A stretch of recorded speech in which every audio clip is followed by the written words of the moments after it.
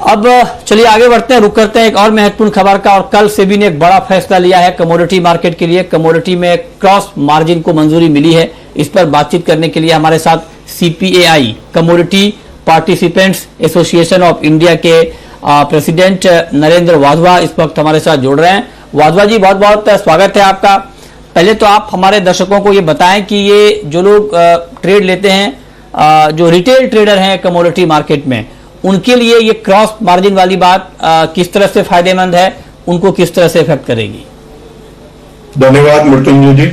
ये जैसे सबको पता है कि ये क्रॉस मार्जिनिंग सिस्टम जो है, सेबी जो हमारा रेगुलेटर है, 2008 में इसका फ्रेमवर्क लेकर आए थे।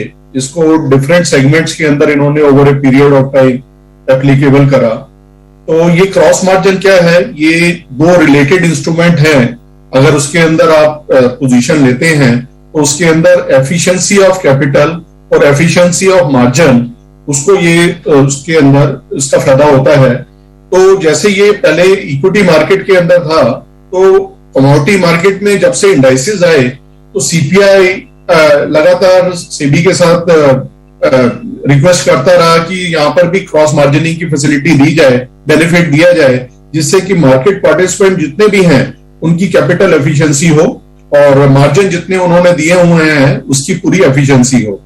तो इसको हमारे को लगता है कि आने वाले टाइम पर अदर देन ट्रेडर, जो यहाँ पर हमारे दूसरे पार्टिसिपेंट हैं जैसे हेजर्स हैं, आर्बिट्राजर हैं या इंस्टीट्यूशनल पार्टिसिपेंट हैं, उनको काफी फायदा होने वाला है। क्योंकि स्मार्ट इन्वेस्टर जो आगे है वो सिर्फ एक डायरेक्शनल ट्रेड ना लेकर डिफरेंट ट्रेड्स लेता है, डिफरेंट दो सेगमेंट में या दो इंडाइसेस या अंडरलाइन में लेता है, तो उनको आने वाले टाइम पर काफी फायदा होगा। और हमारे को लगता है इससे वॉल्यूम्स जो हैं, जो इंडाइसेस के वॉल्यूम एक्सपेक्ट कर रहे थे जब ये लॉन्च हुए थे कि काफी बढ़ेंगे और हमारी कमोडिटी मार्केट में अंडरलाइन भी है, उसके साथ उसके वॉल्यूम बढ़ेंगे। तो इसके आने के साथ हमारे को उम्मीद है कि इसमें फायदा होगा और वॉल्यूम्स बढ़ेंगे। अच्छा, आप करें कि इससे फायदा होगा और वॉल्यूम बढ़ेगा। मैं आपसे ये भी समझना चाह रहा हूँ थोड़ा सा और आसान भाषा में, जो लोग कमोडिटी में नए आए हैं वो समझ पाए इस खबर को, कि जैसे मान लीजिए अगर कोई इंडेक्स में ट्रेड ले रहा है और इंडेक्स की जो अंडरलाइंग कमोडिटी है उसमें ट्रेड ले रहा है। मान लीजिए किसी ने बुलियन इंडेक्स में ट्रेड लिया और उसमें और उसके बाद फिर गोल्ड और सिल्वर जो कि अंडरलाइंग कमोडिटी है इंडेक्स की, उसमें अगर शॉर्ट किया तो क्या एक ही मार्जिन से काम चल जाएगा? मान लीजिए बुलियन इंडेक्स के लिए जो मार्जिन दिया है उसी मार्जिन में उनका दूसरा भी काउंट हो जाएगा, मतलब अलग अलग मार्जिन दोनों का नहीं देना पड़ेगा, राइट? हाँ जी, हाँ जी, आपने बिल्कुल ठीक बताया। जैसे आपने बुलडेक्स की बात करी, बुलडेक्स के अंदर दो कंपोनेंट है, गोल्ड और सिल्वर। तो अगर आप किसी ने बुलडेक्स खरीदा हुआ है और गोल्ड का उसके अंडरलाइन जो है उसको शॉर्ट करा हुआ है, तो उसमें जो आपस में मार्जिनिंग है उसमें 75% का काफी इसमें फर्क पड़ेगा, जो कम लगेगा उसको मार्जिन। अच्छा, नहीं मैं ये समझना चाह रहा हूं सर, समझने की कोशिश कर रहा हूं कि मान लीजिए कि इंडेक्स में अगर मैं ट्रेड कर रहा हूं, इंडेक्स में ट्रेड के लिए मान लीजिए कि 100 रुपए लगता है मार्जिन, और अलग अलग कमोडिटी अंडरलाइंग वाली जो है गोल्ड और सिल्वर, उसमें अगर मान लीजिए 200 रुपए लग रहा है मार्जिन, तो 300 हो गए अलग अलग। अगर अभी की अब मतलब इससे पहले की स्थिति में 300 रुपए मार्जिन हो गए। अब नई स्थिति में क्या होगा? क्या जो 100 रुपए मैं दे रहा हूं इंडेक्स के लिए, क्या उसी में मेरा ये गोल्ड और सिल्वर का सेपरेट फ्यूचर भी का मार्जिन भी काउंट हो जाएगा? मतलब 300 रुपए की मार्जिन अब कितनी रहेगी? मतलब मैं ये समझना चाह रहा हूं।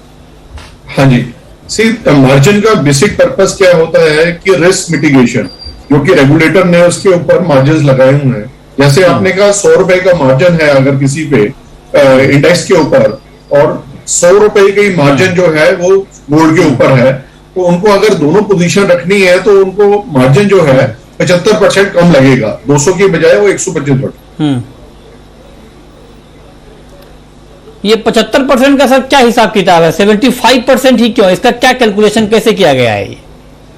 ये कैलकुलेशन ये है क्योंकि इसमें रिस्क जो है, दो अगर आपने पोजीशन ली है तो रिस्क काफी कम हो जाता है। कोई भी डायरेक्शन अगर कोई ली जाए तो उसमें रिस्क जो है काफी फैक्टर कम हो जाता है। अच्छा। तो उसी को कैलकुलेशन करके ये एक इंडेक्स वो बनाया हुआ है। अप्रोक्सीमेटली 75% आपको उसका बेनिफिट मिलेगा। हम्म। ये हमारी इंटरनल कैलकुलेशन है जिसको मैं एक बात तो क्लियर हो गई कि अगर आप हाँ, मतलब ये बात क्लियर है कि इंडेक्स में अगर आप ट्रेड करते हैं और उसकी अंडरलाइंग कमोडिटी गोल्ड, किसी भी इंडेक्स की अंडरलाइंग कमोडिटी, अभी हम बुलियन इंडेक्स के एग्जांपल से समझा रहे हैं, तो उसकी जो अंडरलाइंग कमोडिटी होगी गोल्ड और सिल्वर, वहां पर भी अगर आप शॉर्ट का ट्रेड लिया, अगर आपने ट्रेड लिया तो आपको एक ही मार्जिन में काम चल जाएगा। ये बात तो समझ में आ गई। एक सवाल मैं इससे आगे का पूछना चाह रहा हूं, हो सकता है कि इस फैसले में ये शामिल ना हो या हो भी, आप जरा और बताएंगे डिटेल में।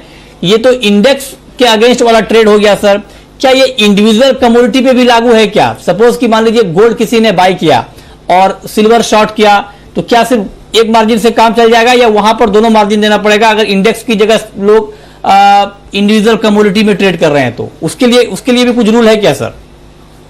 बिल्कुल, इसमें क्या है कि कोरिलेटेड इंस्ट्रूमेंट होना चाहिए। जैसे आपने कहा सिल्वर और गोल्ड है, तो आने वाले टाइम में इसके अंदर अच्छा। भी जो क्रॉस मार्जिनिंग है आपस में हो जाएगी। हाँ।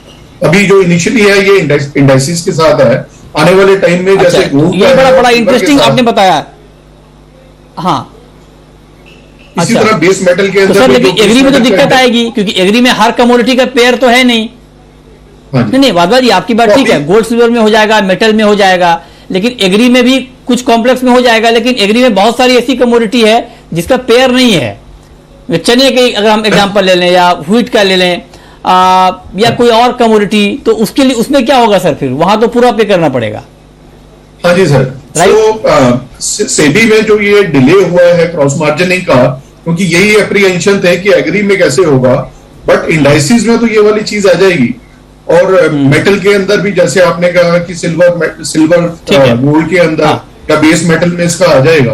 और एग्री के अंदर जो इंडाइसिस के साथ है वहां तो अच्छा। आप जो इंडाइसिस बनते हैं जिसके, तो उससे हेज हो जाएगा, उससे उसका क्रॉस मार्जिनिंग हो जाएगा। हाँ। बाकी उसमें इश्यू है।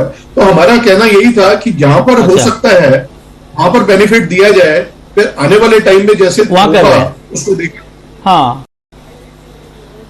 हाँ, अच्छा ठीक है, ये बात ठीक है, शुरुआत होनी चाहिए, अब आगे इसको और डेवलप किया जाएगा, विकसित किया जाएगा। बहुत शुक्रिया वाधवा जी आपका डिटेल में इस खबर पर बात करने के लिए।